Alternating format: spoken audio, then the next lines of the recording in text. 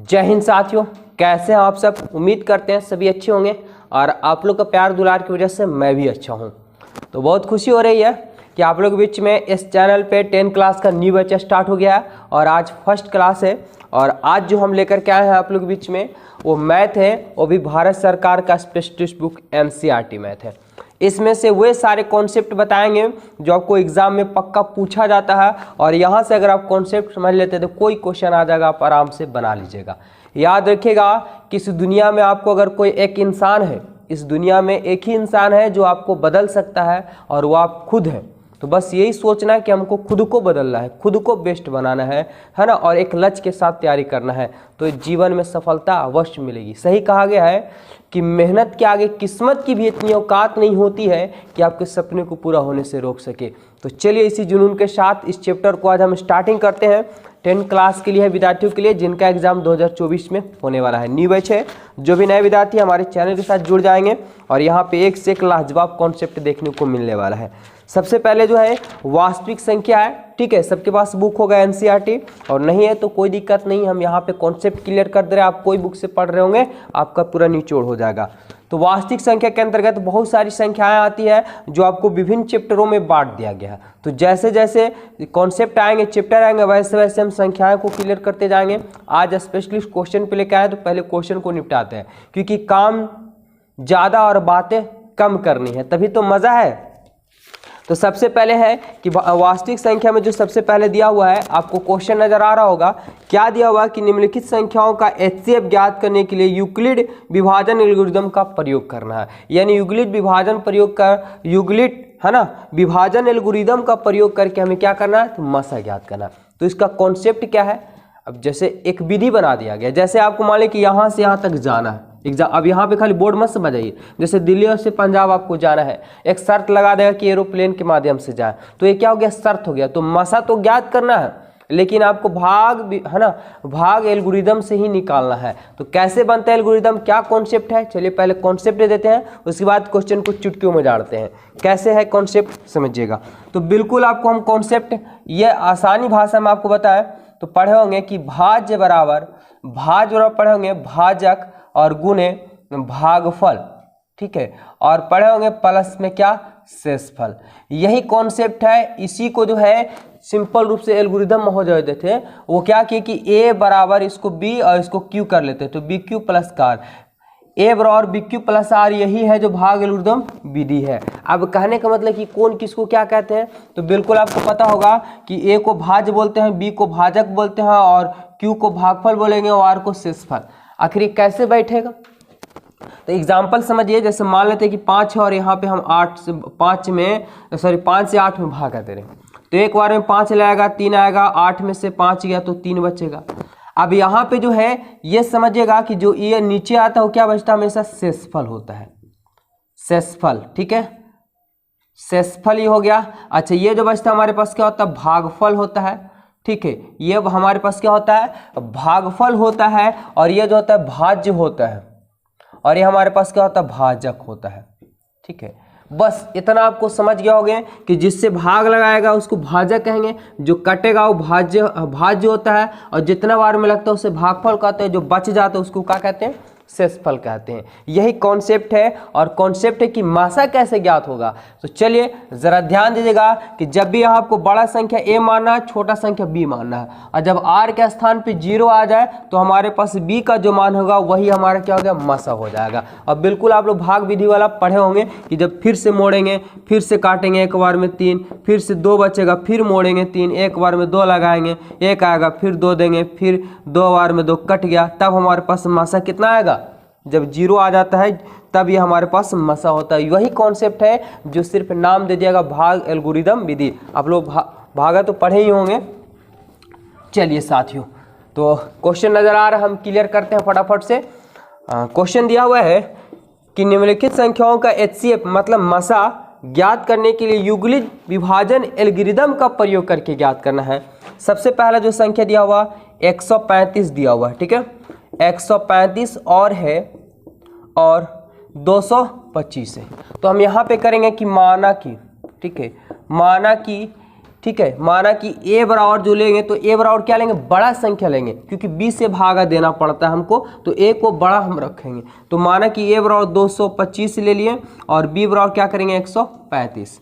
चलेंगे यहाँ तो लिखेंगे भाग एल्गोरिदम से, क्योंकि आपको बता दिया गया है कि जब बनाना तो कौन विधि से बनाना, भाग एल्गोरिदम से। अब भाग एल्गोरिदम से क्या फॉर्मूला पड़े अभी, बस्ट भाग एल्गोरिदम से फॉर्मूला होता है a बराबर बी क्यू प्लस क्या होता है, r होता है। कॉन्सेप्ट को समझिए, सब बना लीजिएगा एक एक। अब a के स्थान पे हम 200 क्या कर देंगे 25 बैठा देंगे, b के स्थान पे 135 बैठा देंगे। अब q के स्थान पे क्या आएगा और r के स्थान पे क्या आएगा, कैसे बनाएंगे। तो इसको बनाने के लिए हमें एक रफ करने की ज़रूरत होती है।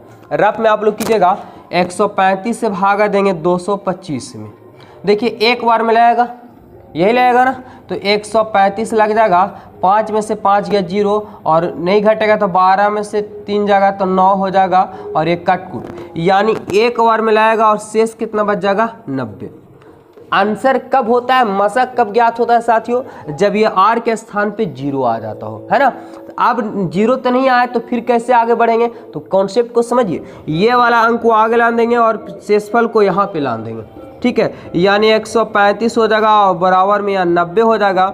अब गुना का चिन्ह देंगे फिर से। अब ये याद आ रहा होगा कि ये वाला हम पढ़े थे भागा, ठीक है ना, महत्तम समवर्तक। अब ये क्या हो जाएगा 135 कितना बार 90 दूना 180 हो जाता है, यानी एक बार में फिर से लगेगा 90, तो 5 आएगा और 13 में से 9 गया तो 4, यानी एक बार में लगा और शेष कितना बच गया हमारा तो 45। ये कॉन्सेप्ट याद रखना कि जब तक तोड़ेंगे नहीं तब तक छोड़ेंगे नहीं, ठीक है, मतलब जब तक 0 लाएंगे नहीं तब तक छोड़ेंगे नहीं।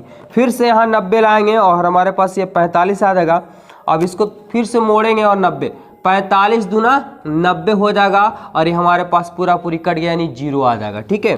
तो कितना बार में कटा, 2 बार में कटा और शेष काचे आ गया तो 0 आ गया, पूरा पूरी कट गया, मतलब कुछ नहीं तो 0 होगा। तो मसा जिसको बोलते हैं, मसा यानी HCF जो होगा मेरे साथियों, ये वाला आंसर हो जाता है यहाँ पे, ठीक है। तो आंसर क्या हो गया 45। और आपको अब कन्फर्म है 100% कि आप आसानी से बना लेंगे कि जब दो संख्या रहे तो बड़ा वाला को A मानना, छोटा वाला को क्या B मानना है। भाग एल्गोरिथम से बोले फॉर्मूला बैठा देना a बराबर बी क्यू प्लस आर, ए के स्थान पे बड़ा बी के स्थान पे छोटा, भागा देंगे जितना बार मिलाएगा शेष पर इधर लिखते जाएगा। ऐसा फिर अगर नहीं कटेगा पूरा पूरी तो आगे ये जो भाग लगाए थे, जो पहले हमारे पास भाजक था वो भाजक को आगे लाएंगे, शेषफल को भाजक के स्थान बैठाएंगे, फिर से भाग देंगे, यानी आर के स्थान पे 0 आएगा तो हमारे पास ये वाला आंसर हो जाता है। चलिए अभी एक स्टार्ट हुआ था, अब आगे क्वेश्चन क्लियर कर लेते हैं। इसको प्यारा से एक स्क्रीनशॉट मार लीजिए और आप लोग कमेंट करके बताइए क्या हम जल्दी जल्दी आप लोग बता दे रहे हैं या ठीक है, ठीक है। चलिए आगे क्वेश्चन देखते हैं मेरे साथियों। बिल्कुल हमें उम्मीद है कि पूर्ण रूप से आप लोग को समझ में आ गया होगा, और नहीं समझ में आएगा ये तो हो ही नहीं सकता है। थोड़ा सा भी आपको पास नॉलेज है ना विद्यार्थी, तो यह सब सवाल आपको चुटकियों में आज के बाद बनेगा। दूसरा क्वेश्चन जो है आपके सामने है कि 196 और जो दिया हुआ है कि 38220 दिया हुआ है। बस वही करेंगे कि माना कि a बराबर और फिर b बराबर, तो a बराबर क्या बताएं कि बड़ा की छोटा। अब कहे कि पहले तो a आता है सर तो छोटका को a मान लेंगे, नहीं विद्यार्थी नहीं, गलत हो जाएगा। जब भी आपको माना तो भाज्य को बड़ा मानना है, भाजक को छोटा माना, क्योंकि भाजक से भाग देना रहता है, ठीक है। तो a का मान कितना हुआ 38,220 और b बराबर जो होगा 196 ले लेंगे। यहाँ पे लिख देंगे कि भाग एल्गोरिदम से, भाग एल्गोरिदम से। अब भाग एल्गोरिदम से क्या पढ़े आप लोग कि a बराबर बी क्यू प्लस क्या होता है r होता है। a के मान जो हमारे पास आ गया 38,220 और b का जो मान है 196 गुना, अब q का मान लाना है। तो यहीं पे नहीं बनाएंगे, रफ का सहारा लेंगे, रफ में करेंगे, क्योंकि एग्जाम में पक्का लिख लीजिए 2 नंबर आपको ये दे करके ही जाएगा, ठीक है। तो 196 से भागा लगाएंगे 38,220 में, कितना बार मिलाएगा अगर 196 गुना अगर हम 2 करते हैं तो 6 दूना 12 हाथ में 1, 9 दूना 18, 19 हो जाएगा, 1 2 1 3 हो जाएगा, मतलब 392 जो बेसी हो जाएगा। तो एक बार मिलाएगा 196, 12 में से 6 गया 6 हो जाएगा, अभी बचेगा 17 में से 9 जाएगा तो 8 और 2 में से 1 जाएगा तो 1 हो जाएगा, ठीक है। अब यहाँ पे हमारे पास कितना बचेगा तो 2 उतरेगा। अब कितना बार में लगा 196 है तो एक बार में तो लगेगा नहीं, अब कहीं ना कहीं बेसी लगेगा। चलते हैं, तो अगर हम बात करें कि अगर हम लगाते हैं 6 बार में, ठीक है, या 9 बार में एक ही बार हम करके देखते हैं सबसे लास्ट, क्योंकि बहुत ज़्यादा दिया हुआ है ना। तो 9 छक 54 के 4 हाथ में 5 और 9 9 81, 81 और 5 86, ठीक है, 86 के 6 हाथ में 8 और 9 8 17, यानी 1764 आया है। क्या बिल्कुल आएगा? बिल्कुल 1800 है, यानी 9 बार में लाएगा 1764। 12 में से 4 जाएगा तो 12 में से नहीं घट रहा था, तो 12 में से 4 जाएगा तो 8 बच जाएगा, आई बच जाएगा 5, और यहाँ से लगेगा 15 में से 6 जाएगा तो 9 बच जाएगा, ठीक है। अब ये देखिए 7 में 7 गया कटकुट, 7 में 7 गया कटकुट, क्या बचेगा? 0 बच जाएगा। अब आ गया कि 196 में हमको गुना करना है, ऐसा कि हमको लास्ट में कितना आ जाए? 980 आ जाए। तो बताइए कि अगर 3 4 देंगे तो 4 6 24, लास्ट में 4 आ रहा है, 3 देंगे तो 6 3 18, 5 देंगे तो 5 6 25 30 हो जाएगा, है ना। लास्ट में 0 भी तो लाना हमको। चलिए गुना करके देख लेते हैं। 6 5 30 के 0 हाथ में 3 हो गया, और 9 5 45 और 3 48, हाथ में 4 हो गया, और 5 और 4 9। अरे वाह, क्या बात है, पूरा पूरी हमारा कट गया। कितना बार में? तो 980। यानी कहने का मतलब कि हमारे पास शेष एक ही बार में पूरा का पूरा कट गया। नहीं कटता तो शेष बचते जाता है, मोड़ते जाते, बैठाते जाते। चलिए, तो हमारा Q का मान कितना आ गया? तो 195 आ गया। और अच्छा, R का मान कितना आ गया? तो R का मान जो हमारे पास 0 हो गया। और क्या कॉन्सेप्ट दिए कि जब तक तोड़ेंगे नहीं, जब तक 0 करेंगे नहीं, तब तक छोड़ेंगे नहीं। तो बिल्कुल एक ही बार में हमारा 0 हो गया। तो ये हमारा क्या हो जाएगा? मासा होगा, ठीक है। इसलिए HCF यानी जिसको मासा बोलिए, मासा बराबर कितना ले लेंगे? तो 196। यही आपका फाइनली आंसर हो गया। तो उम्मीद करते हैं कि बहुत ही लाजवाब आसानी तरीके से आप लोग को समझ में आ गया होगा। और एक क्वेश्चन हम आप लोग को दे रहे हैं, जो आपको कमेंट बॉक्स में इसका आंसर बताना है, ठीक है। क्वेश्चन है मेरे साथियों कि 867 है, 867 और 200, ठीक है, 255 है, का बताना है, HCF बताना है, ठीक है। तो मेरा इंतजार रहेगा आप लोग के कमेंट का कि इसका राइट आंसर कितना है, जरूर बना करके कमेंट कीजिएगा, ठीक है। तो अगला वीडियो जो लेकर के आएंगे, इसमें पूरे को पूरा क्वेश्चन को हम क्लियर कर देंगे। आज वाला वीडियो सिर्फ इतना ही रहने देते हैं, ठीक है। तो कैसा लगा वीडियो? बहुत अच्छा लगा है तो चैनल को सब्सक्राइब कर लीजिए, और साथ में दोस्तों के साथ शेयर भी कर दीजिए। और अभी तो स्टार्ट हुआ है, अभी तो टेलर है, पिक्चर अभी बाकी है, रात बाकी है, बात बाकी है, पूरा क्लियर होगा, टेंशन नहीं लेना है। जय हिंद, मिलेंगे फिर से अगली वीडियो में।